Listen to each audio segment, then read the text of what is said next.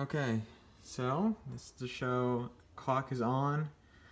When I turn the vent on or off, see, I get a single character, and if I go here, and the clock comes back on. If I go to vent and I change the speed, see, you get one. The LCD is trying to turn on. If I turn it off, it goes off, and in a minute the clock will come back on. So, if I unpower the microwave, power off, wait a few moments, power it back on, please set clock, time of day,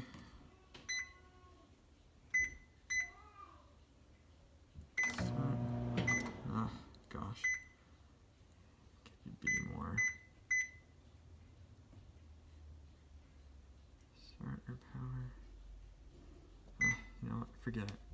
So, we power to cycle it, so now if I go back here, I turn the vent on, look at that, fan slow.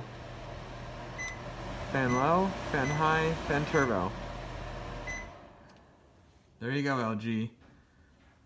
They claim that this should not be happening. That I should have no readout for the fan or for the light level.